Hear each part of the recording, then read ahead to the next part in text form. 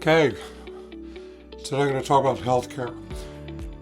The kind of healthcare that is offered by the countries Canada, France, United States, and England.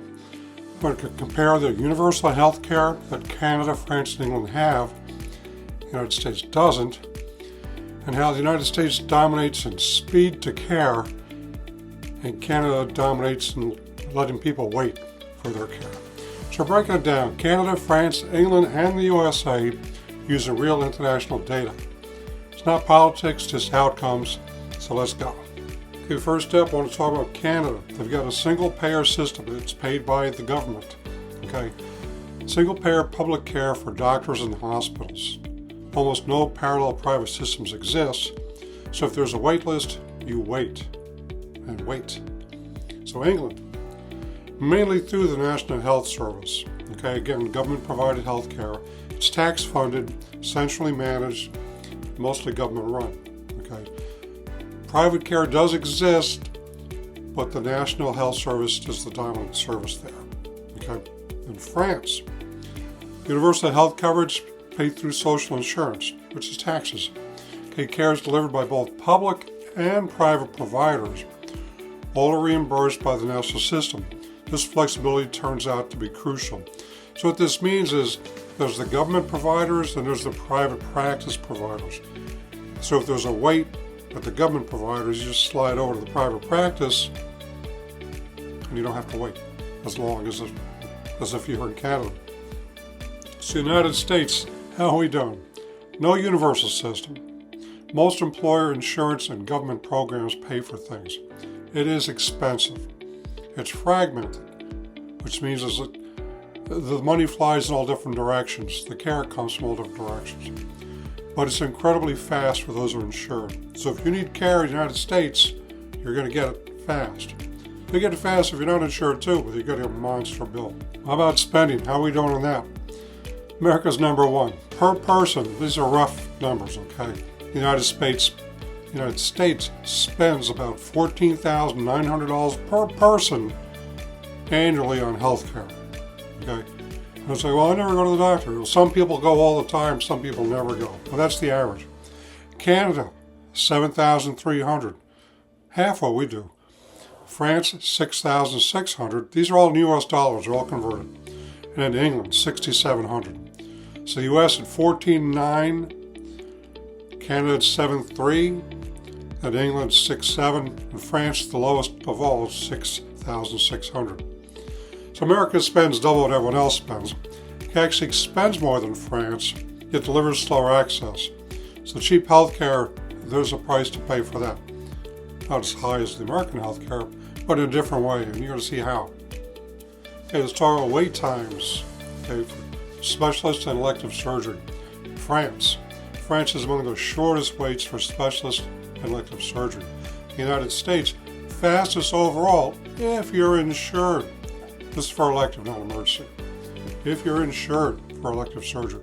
Same week specialist and rapid diagnostics are common. England, massive national health system backlogs post-COVID. Millions of people are waiting.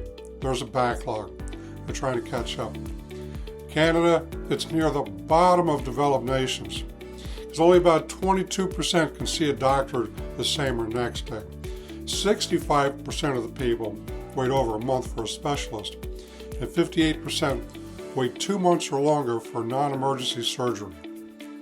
So Canada has universal coverage, it just doesn't have universal timely care. You're going to wait for a long time in Canada. And what's the cost of this waiting?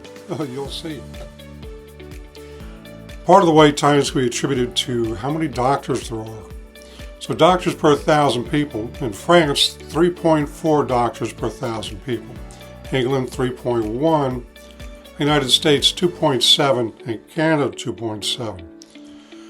So the average of the developed countries is 3.9. So none of these countries reach the average level. But Canada and the US are tied for the lowest level among the group. But Canada restricts private expansion, and that's what causes the wait times there. So tied to this also is pay, okay, doctor pay. So who do you think gets the most money? Again, it's the United States. U.S. highest in the world, between $300,000 and $400,000 U.S. dollars. Okay, Canada not that far behind in Canadian dollars, $369,000 average across specialties. That's probably about $350 in U.S. dollars. Okay, if my conversion's off, don't shoot me. In France and England, substantially lower. They make less money over there, but they need less to get by it. So France still produces the best, fastest access. Why? Because France integrates private clinics into universal systems. Pay alone doesn't fit capacity, the structure does. It's like I said, so if the universal system is a little bit overloaded, it just waterfalls into the private practice group. So everybody gets taken care of. It's a nice way to do things. So there's several outcomes for this. Life expectancy for one. Okay, France is higher than the United States. Canada and England, they're not so bad. They're just a little bit behind France. United States, it's the lowest of the four. Okay, it's avoidable mortality. Okay, France generally performs best. Canada and England are the middle. And U.S. is worse, largely driven by lack of universal coverage. Okay, so the U.S. wins on speed, France wins on balance, and Canada and England lag on access. But also the morbidity factors, a lot of things come into play here. Like, a more violent society leads to a shorter life expectancy. And I think that's one of the things that affects the United States, is the amount of violent crimes that exist. That's just me talking, but it all goes into the morbidity. But also, deaths can be attributed to waiting for health care too. Okay. One of the side effects of the type of care offered is dying on the wait list. Okay, so deaths while waiting, Canada's a unique problem. Okay, using provincial government records, that's by the provinces in Canada, obtained through the Freedom of Information request, 15,474 Canadians passed away while on a wait list between 2023 and 2024. They estimate it's actually closer to 28,000 people when missing data is included. So they estimate over 74,000 deaths since 2018. But it's important to know, like, some of these people may have died anyway because of the condition. Even though they were waiting for health care, they might have passed away anyway. So you can't say it's 100% because of the wait, but these are the people that passed away while on a wait list. So like France, England, the United States don't report anything like that at all, mostly because patients move along faster to get their health care. So that's a huge cost. So supplemental insurance. Okay, it's around all the different countries. So in France, about 95% of the citizens carry supplemental insurance, supplemental private insurance. That's because the French system doesn't cover 100% of everything, but it covers most of everything. So it's universal coverage plus private flexibility. In the United States, most people rely entirely on private insurance. Okay, it's fast care, it's expensive but unequaled. You get best care anywhere, right? And in England, roughly 10 to 12% use private insurance and bypass the national health system wait lines, okay? And then finally, Canada. About 70% of the residents have private insurance, but it covers the other things not covered by the national system, such as drugs, dental, vision, things like that.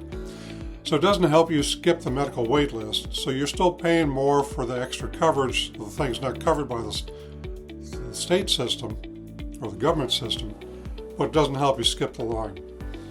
So final scoreboards, if you want to go with final scoreboards, like France, universal health care, fast access, public and private delivery, high satisfaction.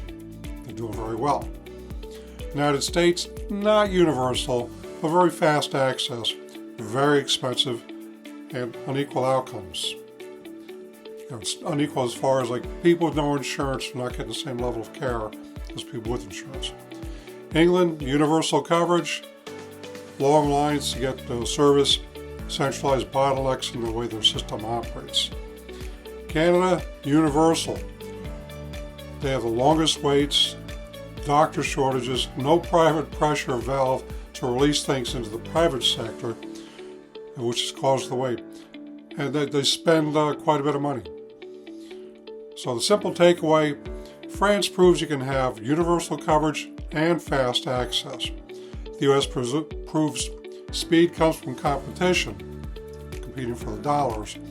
Canada and England prove that when you block flexibility, the queues, the lines explode. Okay?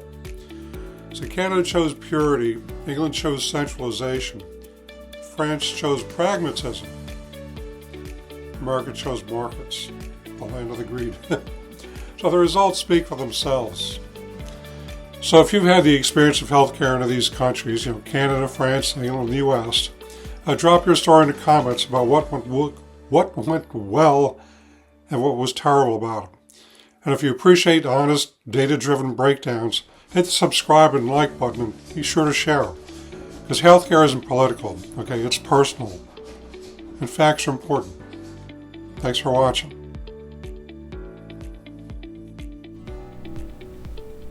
Please like and subscribe. Comments are also welcome.